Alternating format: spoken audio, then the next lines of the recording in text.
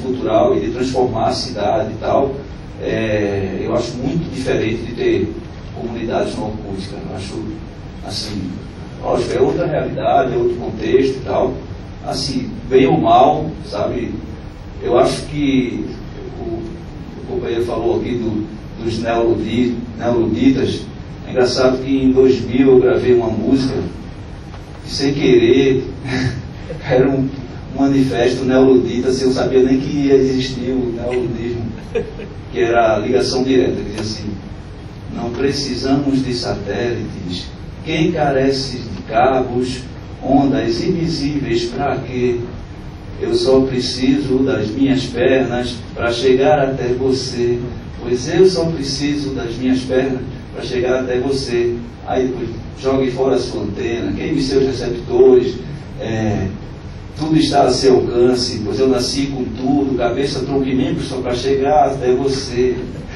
Era isso, era o neoludismo versão 2000, quer dizer, 10 anos atrás. E, bom, tem outras coisas que eu esqueci de anotar. A música. Computadores. A história dela.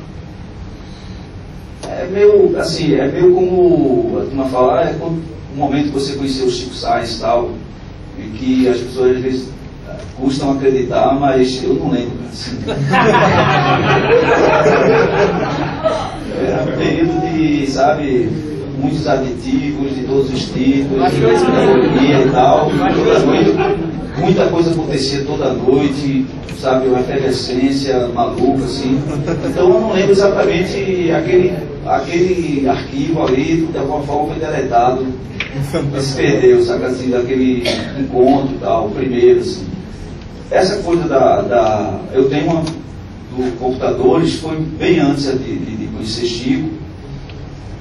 Aliás, isso me remete até a uma outra figura que eu conheci aqui em Recife, saudoso, assim, era um maluco agitador na cidade, faleceu muito jovem também, que era Marco Anual, que era um artista plástico que, pouco ano depois que a gente ingressou na faculdade, ele também entrou, e ele era meio dadaísta, assim.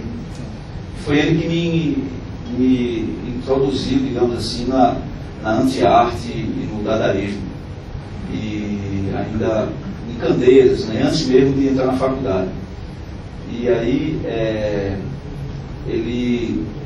eu lendo aquelas coisas lá sobre Marcel Duchamp e ready-made, aquelas coisas da anti-arte, 100 anos atrás. E aí eu me interessei por essa coisa da anti-arte e fui ver, fiz uma pesquisa etimológica sobre a coisa da arte. Eu não sei se é do latino ou do grego, que tem uma origem lá que se chama artec, que artec é indústria, ou tecnologia, então, assim, na verdade, o termo arte vem de indústria, o termo arte vem de tecnologia, artec. E aí, isso aí dá um tema massa, assim, que, nesse sentido, computadores fazem arte. O computador a indústria é a arte. Não é meio doido. Aí, artistas fazem dinheiro, aí eu comecei a viajar em cima dessa história, que o pesquisador é quem revoluciona, é quem avança, e o artista pega carona, né? E aí, é um pouco inspirado por isso, pela anti-arte. Você vê que as suas tendências pró-industriais já vinham lá de trás. Eu queria só colocar um pouco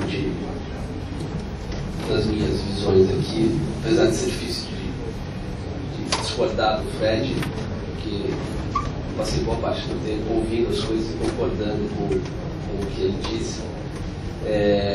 O que eu queria, na verdade, chamar a atenção, e aí um pouco da experiência que a gente tem vivido, circular também mais recentemente pelos espaços culturais, onde essas coisas estão acontecendo, é que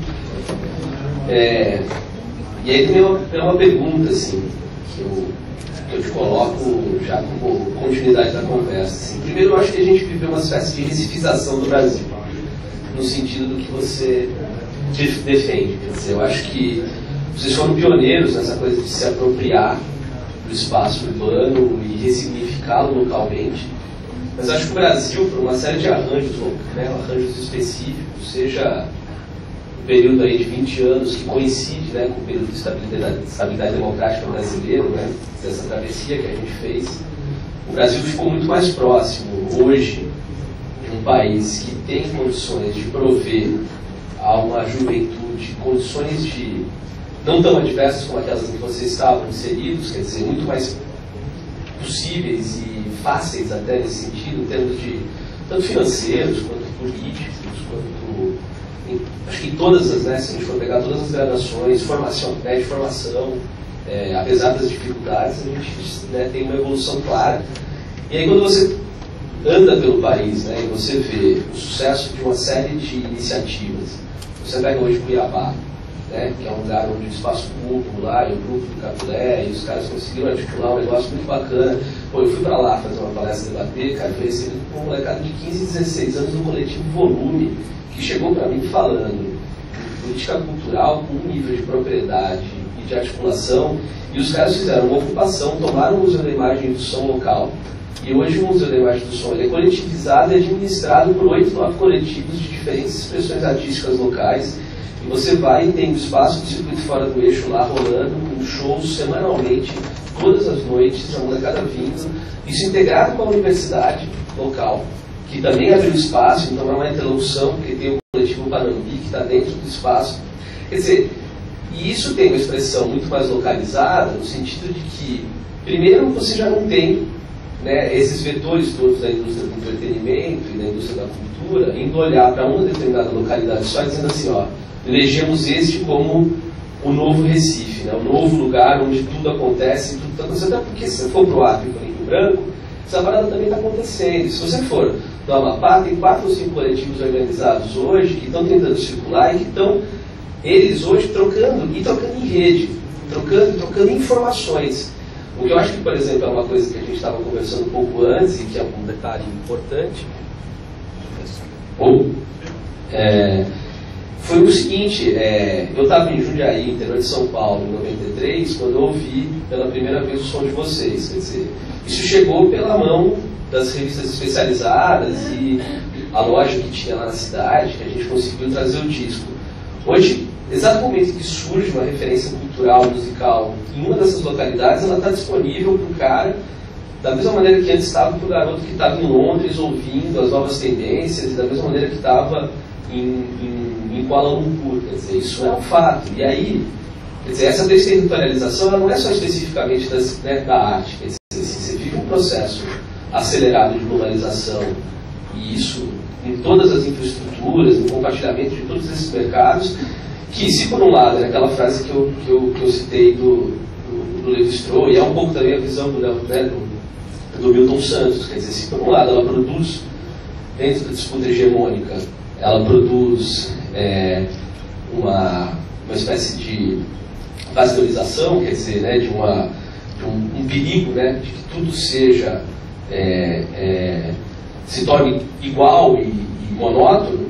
Por outro, você percebe a expressão de muitas das diversidades globais que antes estavam inacessíveis. E aí isso é o que ele diz, quer dizer, ele diz isso 50 anos atrás. Já não é mais um embate de fora para dentro, já não são os bárbaros chegando e invadindo o lugar estabelecido da cultura e das artes, mas sim um embate entre comuns, quer dizer, uma cidadania planetária, talvez, que é uma grande utopia, né? Quer dizer, uma utopia também que foi, né, que todos os internacionalistas de origem anarquista compartilham de alguma maneira, né? Então eu acho que isso é uma dimensão que é, digamos, um olhar positivo sobre esse cenário, né?